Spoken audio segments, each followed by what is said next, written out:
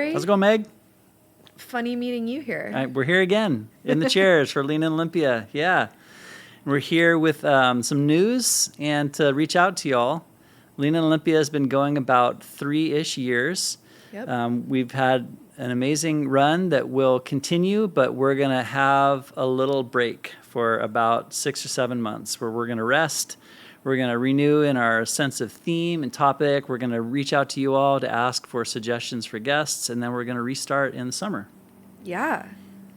And it's just so cool to be here and to think about a little bit of nostalgia, trip down memory lane of all of the amazing and wonderful people that we've been able to interview and For sure. in these chairs right here. And we started Lean in Olympia during the pandemic as a way to continue connecting with our community, even when the world shut down. And so I just, looking back on this year alone, I had such a focus on policy at the city level and at the state level, and so many just amazing guests who not only are sharing of their own individual and very personalized reasons why they are passionate about what they're passionate about or the work that they do, but also how that then impacts our community on as broad of a level as statewide housing policy or other issues. Yeah, I've learned a ton from the episodes you've done around that, and it's been such a gift to spend time here with the guests that I bring in and exploring their background, their mentors, how they were built up, how they find meaning and purpose in the work that they're doing today, and just to know those people are engaged with our community, they're looking out for the common good. Excuse me, it's so inspiring. Yeah. So I'm excited about this break to think about kind of what we want to see with Lean in Olympia moving forward. And like Corey said, reach out, let us know if there's topics that you want us to cover in the future. But in the meantime, we hope that you also are going to get some time to rest and connect with family and friends and keep up to date with old episodes that we have. Yeah, you can find them on our website, interfaith-works.org. We're on Spotify, and then our YouTube channel are places where you can find archival episodes. Yeah, we've got a lot there. So many amazing, wonderful gems in our community that shared their time with us, and we are so grateful to all of you, all of our guests that we've had. Thank you. Yeah, thanks a lot, and be well. We'll see you in a few months, 6 months, 7 months. See you in a bit. Bye.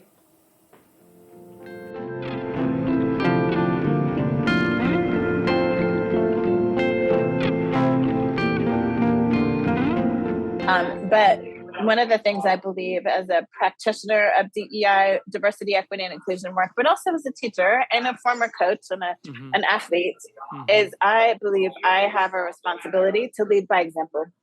I can't ask people to do something I'm not willing to do. And so putting everything on paper is my way to say, man, I'm going to lay it all on the line here. As an invitation to the rest of you to lay it on the line. And I think that's our way forward. I think that is our way towards healing, is that we've got to lay it on the line. We have to find our humanity, and our humanity is going to be in the telling of our stories, which sometimes are really painful. Yeah, yesterday when we were talking, I wrote something down that you said that we need to bare our souls to find our humanity. So you've just, you've just modeled for us, like that the pain that you've been through. And in the book, you really do share deeply.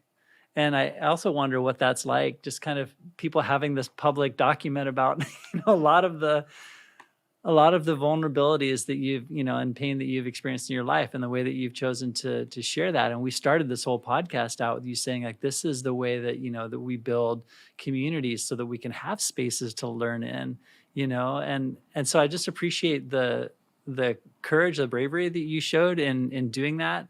And how was that experience for you doing that? Was there any kind of fear in putting it out there in this very public document? I think the thing that cured me of the fear is running for office. Because there's not, I ran for state office. And when you run statewide, there are ways that you just get exposed, whether you want to be or not. And so I think back to my faith, I absolutely believe God allowed me to run for state superintendent at a time in our country where politics became really ugly, to help me learn how to be vulnerable, knowing that it could cost me. And so I think I got a ton of practice running for office, having to answer questions about really personal things. I think also, I have been sharing many pieces of my story in school assemblies for a long time. One of my rules for myself is that I don't ever share a story that will make me cry in front of people I don't know. So I've had practice sharing. All of the stories that I shared are stories that I could share publicly at this point because I've worked through my own healing on them. So I don't share stories until I've at least partially healed from the story, because I don't think it's good to process trauma in front of people. And so because I'm a practice storyteller, I have some boundaries for myself. And so for some people, it may feel like, oh my gosh, I can't believe you shared that. Well, I've had practice sharing all of those stories that are in the book. I had practice sharing most of those stories before I put them into writing. And so this was not the first time that I was sharing a story. Yeah. There's something you say in the book, though, that it just really struck me. You talk about brokenness and healing, linking them. But you talk about this happening for the 51 years or something. So you talk about this brokenness and healing being two dynamics that are co-occurring from the beginning of life throughout. And that I really stopped when I saw that, because there are some, even religious paradigms that talk about brokenness as a healing, as a starting point. But you're saying it's both. We're on a path of healing as there's brokenness, and you're constantly linking healing as this movement toward healing, not saying as a completed act. So there's a lot of really really deep insights and sharing about healing in your book too.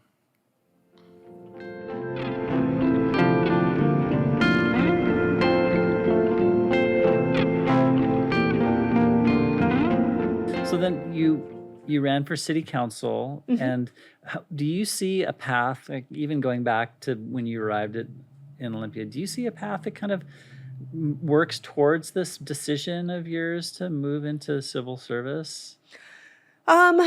Yes. Again, it's that meandering path that I tend to like to take. That's a big decision. It is a big decision decision to decide that they want to do that, and even to decide how it's going to be if they happen to win. Like, it's one thing, I'm going to run, but like, what do you well, I ran to win. You ran to win, but like, you got to be ready for it, And I assume that you were. Yeah. So why did you think that you were? What drew you to that? Yeah, I had been drawn to it for a while. Well, actually, let's step back a bit. I really got a much larger sense of the world and my sense of like civic responsibility when I had my child, and they are going to be 16 this summer. And so that's when I started thinking about really big issues that impact their ability to have a meaningful life on this planet. Climate change was one of the first big issues I started delving into on campus. I chaired the Clean Energy Committee there. I did some work on sustainability. And after that, after I graduated from undergrad, I worked on some issues that all tie into that. How do we sustain life on this planet? Not just for us, but for all creatures. I worked for the local farmland trust here, working on preserving our food systems. How do we continue to feed ourselves as things continue to change, and how do we do that in a way that is resilient to disruption? And also, I worked for the organization that advocates to remove the dam at Capitol Lake, the Deschutes Estuary Restoration Team. I found myself frequently drawn to controversial issues in the community too. Those ones where there is potentially a lot of common ground to build upon, but also moments where you do have to make a decision and move forward, even if not everybody, if you're not going to find consensus in the community. I ultimately ended up working on some advocacy on housing issues in the community. Part of that comes from my own experience. I became a single mom when my kiddo was 2, and to be able to stay in Olympia to finish my degree, we shared a bedroom in a house full of college students for a number of years, and it was always a struggle to find somewhere to live that we could afford, actually being able to purchase the home where I live in now, that's like the strongest sense of knowing that I would be able to stay in Olympia. But I of course don't want to leave my friends behind. A lot of people struggle to have access to housing in our community, and we lose people every day because they can't afford to stay here. And so I did a lot of community organizing around the middle housing issue. Actually, is the one that I first stepped into. Another thorny, controversial issue in the community. But I worked with a friend of mine to help people show up and say yes and share their story on housing stability. People. We brought people forward to come to public comment who they had to move. One person had to move their child to a different school district because they couldn't afford to stay in Olympia. Another guy who's a single dad.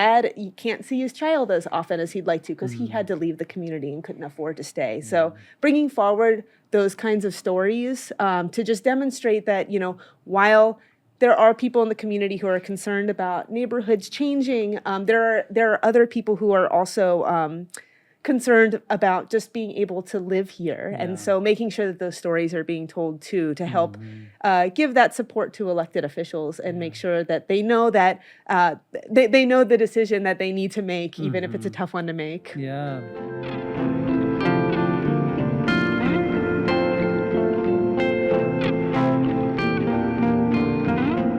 Yeah, well, the recent event at Squaxin Park. Oh, that was such an amazing day. It was, yeah. It was and thank really you for being amazing a part of that. Oh, I was too. honored to be a part of it. Yeah, and but it was very well done too, and just the way that the school children were involved in it. It was set in the park as it should be itself. It was centered around Indigenous leadership and content. That was the primary offering of the day, and the event had a sense of, I don't know if this is the best word. It felt authentic. It felt like there's integrity in it.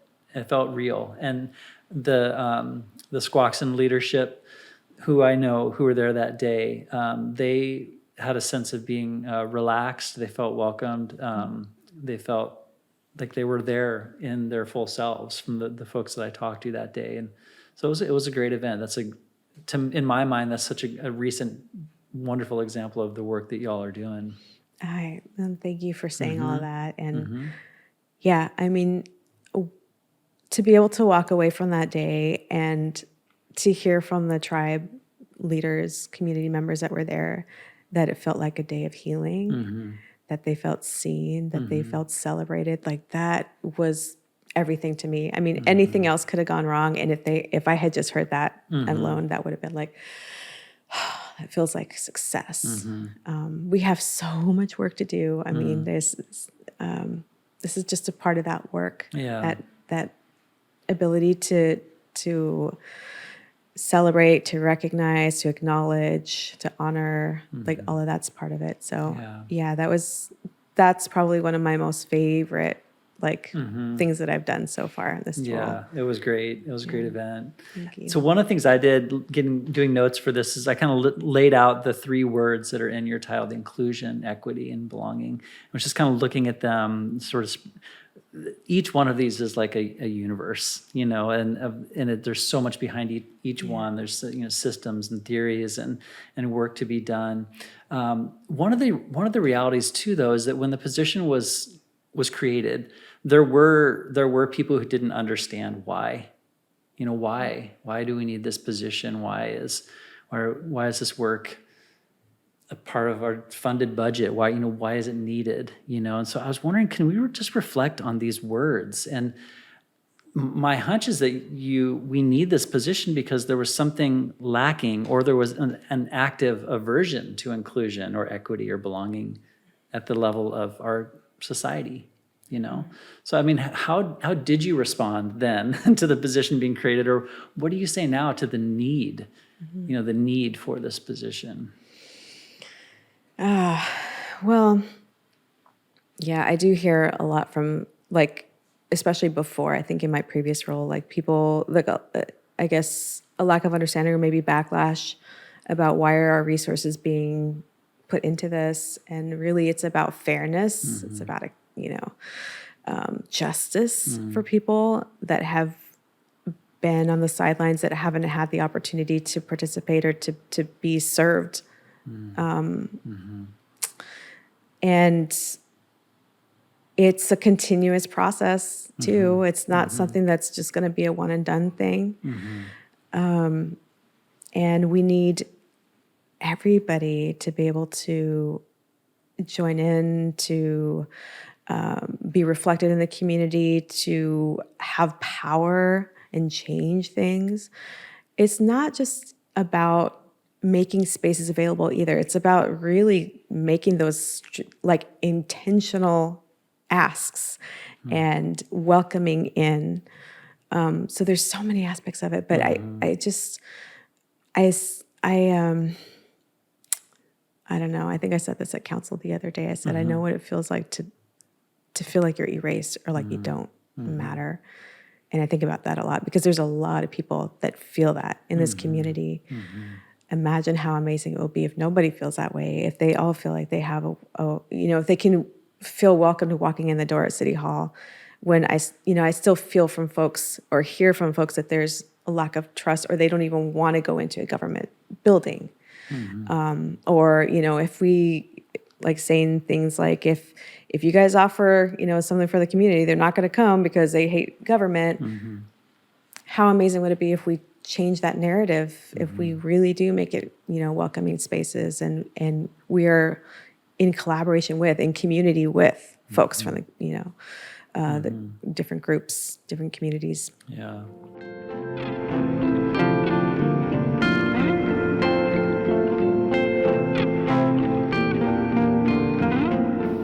And maybe we could spend a moment talking about using this episode as a way to talk about how have you been nurtured or received a gift from your tradition that allows you to move into silence?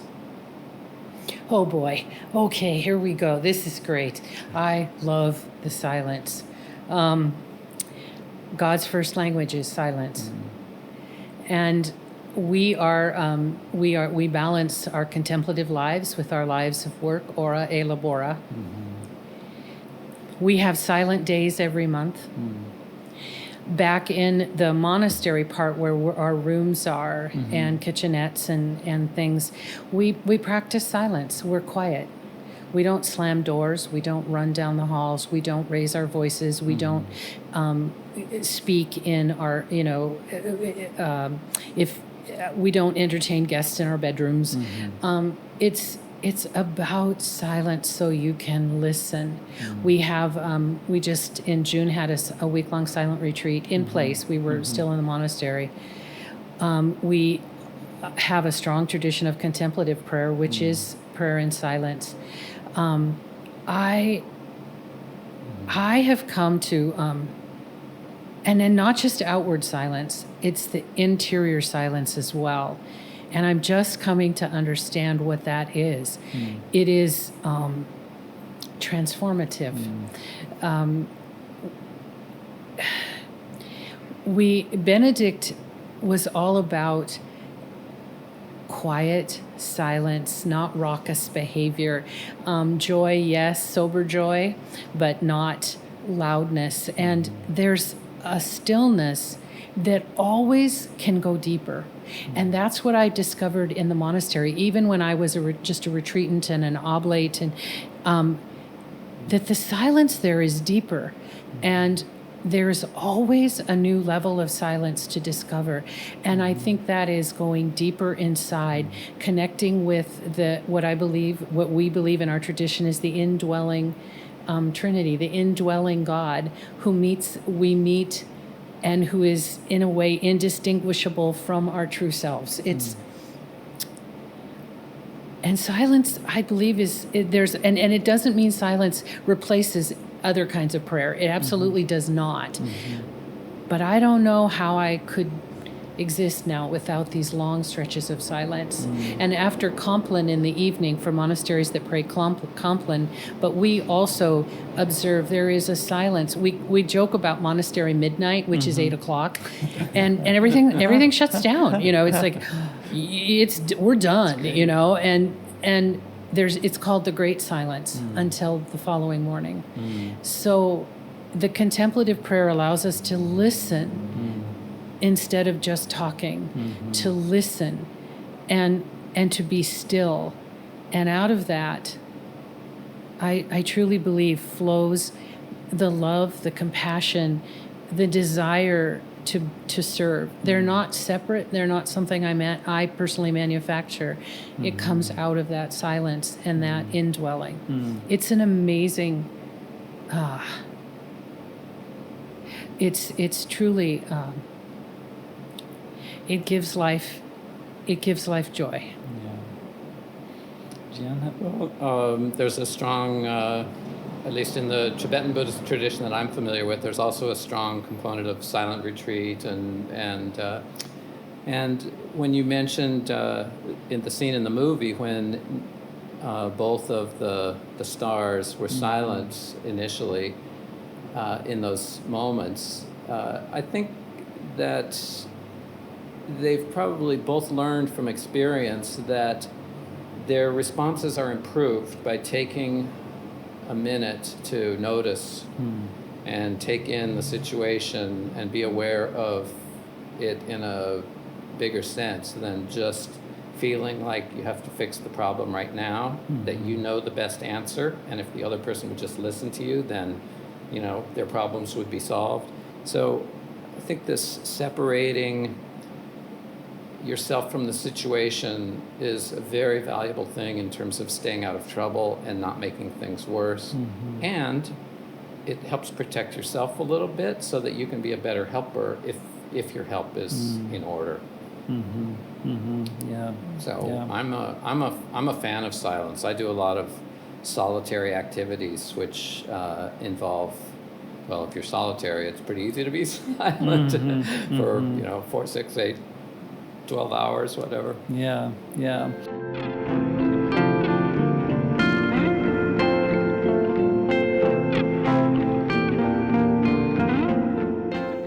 Thinking back, there's been some really powerful conversations that have brought people to tears in sharing and bearing their soul and their experience.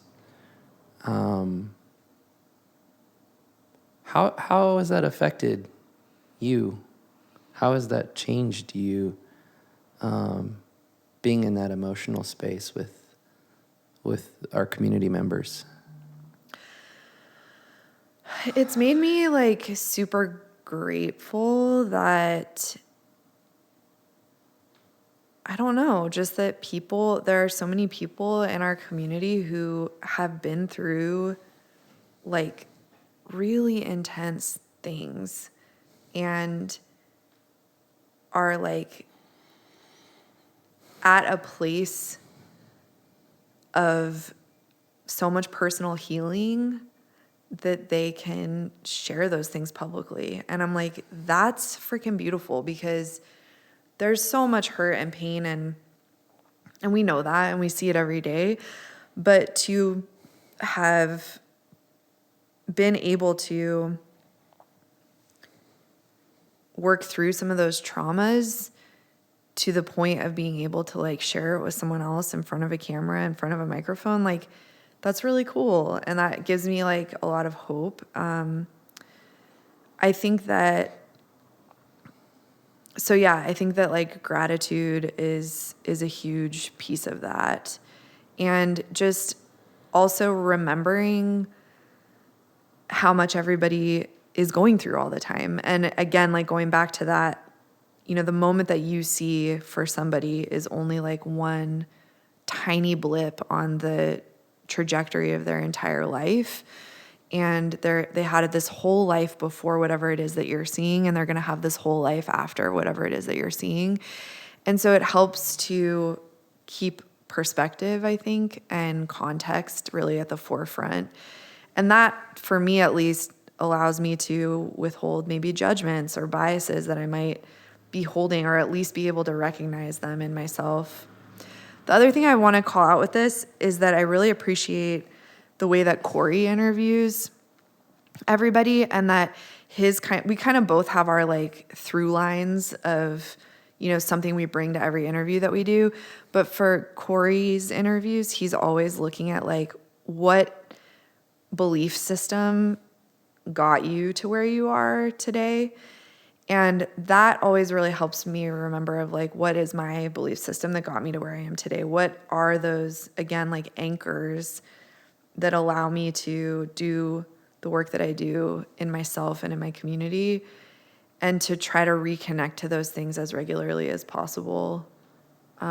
So it's really fun to watch Corey's interviews too. I like feel kind of nerdy, but I watch the show also. Like I host it, but then I also always watch Corey's, and that is really cool. And I watch back on ones that I've done too, because there are these certain moments that I'm like, I don't want to forget that.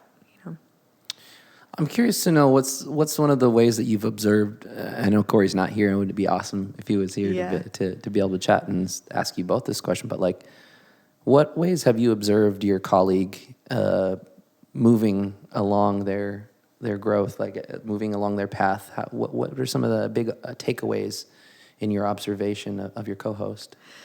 I think that we were both really uncomfortable at first, and I think Corey was kind of like, how am I gonna like really do this or connect with people in this way? And then he's like, you've seen him like drop in, you know, he like gets into his like interview mode.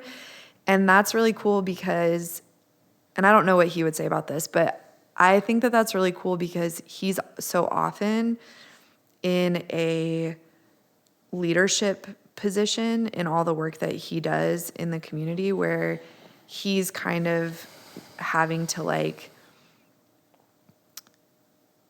again, like do that sort of self-editing maybe that I talked about, or having to be really mindful of like the way that his message is being presented, the way that he's, you know, fostering all these different people's needs and wants. And I think that when he's able to do an interview here, it's like there's like something he's really getting out of it, you know, to be able to say like, I'm super interested in learning this, like from a like me place. And it comes through in a way because he's always like able to really deeply connect with people right away. And I think he was like worried about it being authentic or worried about it being real. And there's never been an issue with that. He's just like rocked it every time. So it's some leaps and bounds for Corey. Yeah.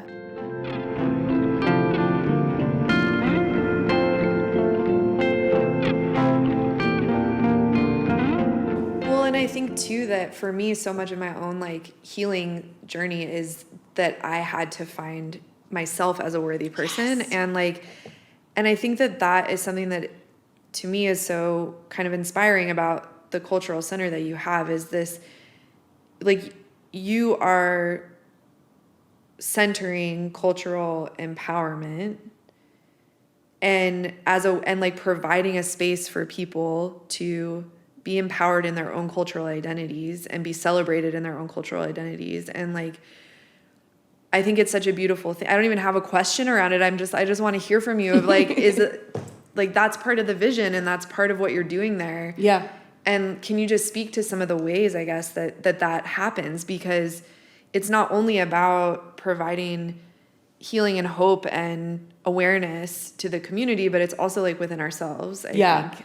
I mean, one of the things is when we first took it over, the priority was to like, how do we make this place not a happy place, but a place that people can relate to the colors, people that they feel like they are welcomed and they feel like they belong.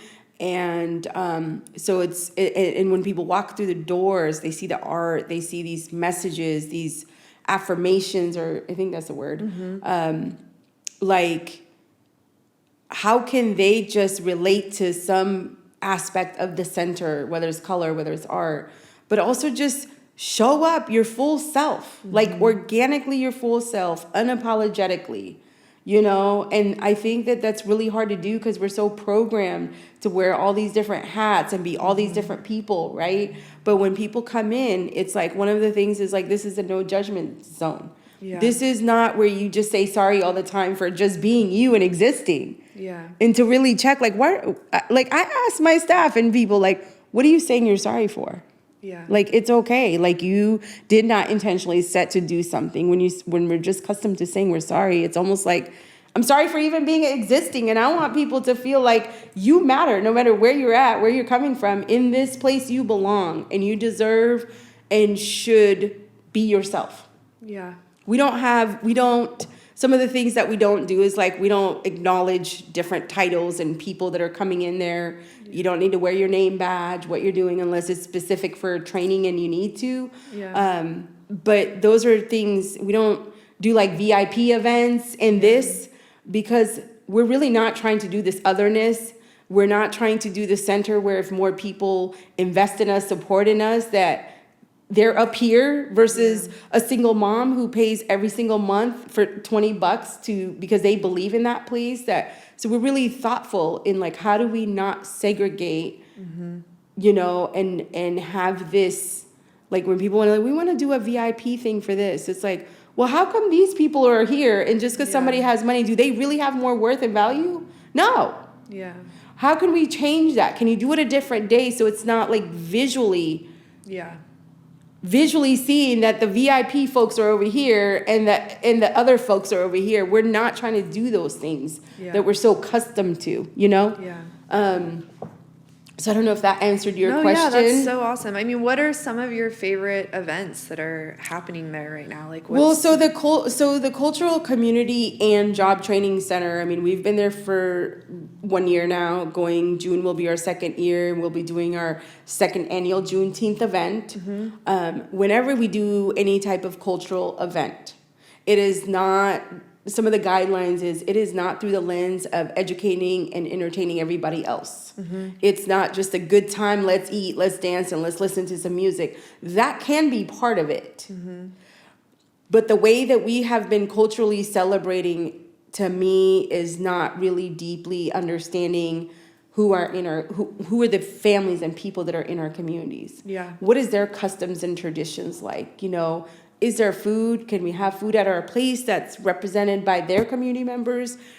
And so it's more about, like, when we're doing Juneteenth, what do our Black folks in our community need? What are they wanting? How it's led by them. Yeah. But my only criteria is like, this is not, or any group. If it's the Pacifica community gathering, if it's the Bangladesh community, we're not here to try to figure out how to entertain the rest of the world and educate rest of the world. Right. This is about, it's led by us.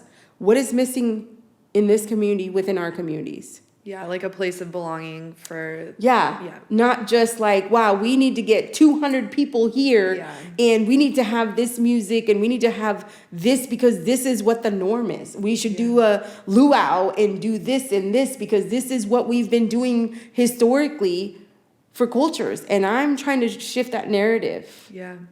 To really think about what's not exploitive and what is liberating and empowering when we do these events. So we have our second annual Juneteenth event that's going to come up. I loved rolling out the Cultural Bazaar. Really gave an opportunity to folks to sell their goods and products, specifically centering Black and brown folks. Young folks, our elders, to, whatever passion they have, and we keep it really simple. Here's the application fee. Not try to take 30, 40, 50%. That's not my jam. I want people to succeed and do well.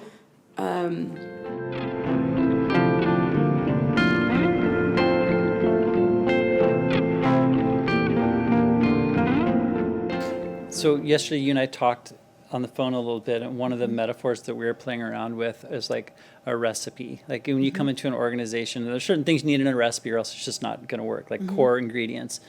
When you come into an organization and you do the assessment that you're talking about, and you're reading the room, you're sensing, what do you feel is required elements or ingredients in an organization for you to feel like there might be a chance for transformation or change at some level, like some basic ingredients, you know? Yeah. Well, I think, recipes, I'm not much of a cook. Actually, me neither, so. Good, get it. Okay. But what I was thinking about is a roster. Like if I'm managing the Golden State Warriors, okay? And I'm like, okay, we lost some people are free agents, we're not obligated to some people, but we need to have the standards, right? Like you have to have that solid group. And the bench also needs to be mighty, right? So you need a Steph Curry, right? Like you have to have someone in that organization who is willing to lead it. And it doesn't necessarily look like a title, but it does look like power and authority, right? And so sometimes people do this work and they're like, if the CEO isn't on board, then we cannot move. And I don't think that's true because sometimes you have figureheads who are just kind of there and they're like signing checks. And then other times you have people who like, they speak and everyone is like, right? And so I think you have to have that person who can drive it. You also have to have some real accountability just in general. So one of the things that I have with organizations when I'm deciding whether or not to work with them is, do they have a solid recognition and accountability structure already? Because if not, imagine I come into Interfaith Works, for instance, right? And I'm like, okay, so we're doing this. And people are like, I'm not doing that. And if now you as an organization have to introduce both, we care about social justice and we're going to hold you accountable, then there's a lot of change for people to manage, and they can distract themselves and you as a leader talking about like, why are you being so harsh? Why am I getting documented? I haven't been documented in 12 years. Like, what is this about? And now we're having a conversation about accountability structures instead of the actual work, right? And people can bypass artfully in that space. And so it's really important. Like, do they have a community that holds each other accountable? Where does accountability come from? Is it top down or is it lateral as well, right? So all of these different pieces are critical. And then I also think you have to have the ability to do hard shit together. And if you can't do that, then you can't do this work. There are organizations everywhere that center white comfort to different levels. Some of the organizations, though, are paralyzed by it. And those are the organizations where, you raise something like, hey, who forgot to lock the door last night? And then everyone's like, oh, God, are we going to get fired? And so, like, nothing ever challenging happens. And it's just like in a romantic relationship. If you can't have arguments respectfully, obviously honoring people, yes, but being like, you messed up and this is what it looks like to fix that. If you can't do that in an organization, then you're definitely not going to do the work it takes to start centering equity.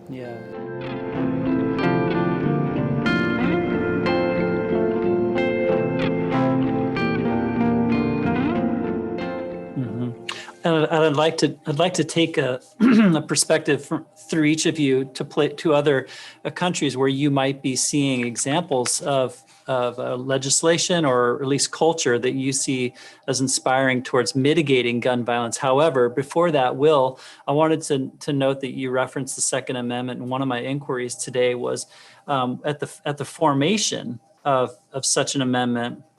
Was a weapon like an AR-15 or any of these military grade weapons that today we see images of almost daily in the news, or we hear about the access to them. These kind of weapons were not even in the wildest imagination of people who were military trained at the time. I'm just curious how each of you, perhaps professionally, have contemplated this argument about the formation of maybe a traditionalist approach, or I'm not sure exactly how they frame it, but at the time when there was single barrel guns being produced compared to now, how each of you understand the relationship with the Second Amendment, with the current expression of these incredibly lethal weapons that are running rampant through our country right now. Go ahead, Will. Well, I mean, I think it's a complicated issue, to be honest, because there's a lot to be said of the originalist interpretation of the Constitution and what the founders really intended with the language that they used, and this can be evident in the Columbia v. Heller decision in, I think it was 2008, which essentially granted this individual right to keep and bear arms for self-defense and protective purposes. If I remember correctly, Justice Scalia, himself being a self-described originalist, was the one who penned the decision in that particular case and outlined the framework for that decision, which was essentially that sort of an omission of the preface to the section which says, the right to keep and bear arms shall not be infringed. He more or less omitted discussion about the well-regulated militia, and the original intent, as many other scholars argue, was this fear of government intervention or government tyranny against the citizens, right? So citizen militias could protect against the federal government and or other governments. Yeah, that decision is a travesty because it's apparent from any reading of the history of the Second Amendment that the emphasis was on permitting Americans and ensuring that Americans could be part of a well-regulated militia. That was necessary in the colonist view because of what King George and the British had done. And, that was going to be the protection for the community. Since the colonists had also inspired a great deal of hatred among indigenous Americans, they quite reasonably believed, too, they probably needed to be protecting themselves against indigenous Americans because they'd made many of the tribes very angry by pushing them off the land. And so they created their own necessity to have a protection for the community in that regard. But it was all about, protecting the community. It was not based on any individual right whatsoever. And that misreading, has encouraged, Second Amendment, if I may say so, fanatics who see nothing but the Second Amendment. They don't bother to read the other parts of the Constitution, which would always be helpful, I think. And with respect to the guns that are available, yes. Of course, when the Constitution was drafted, we're talking about muskets, which you had to load with black powder and, some sort of projectile, and then you had to tamp it down. And, there was quite a bit of time there for you to reflect on what you were doing, whether or not you really needed this weapon. And, of course, they shot only one shot at a time. And then there you were again, right back to, musket reloading, which is a rather arduous process, even if you're fast and good at it. And of course, they didn't shoot as far. They did not have exploding cartridges. Now what you can buy is these hollow points, which when they impact with a person, they explode inside the body. It's shocking amount of damage for no purpose. You can kill somebody with a 22, with an old shell. You don't need any of this. It's one more example of our culture, which, bigger is better and other ridiculous ideas. One of which is, you need something that apparently could stop a tank in your personal armament. For what? I've never needed it. I've never had to stop a tank or stop anyone else, really.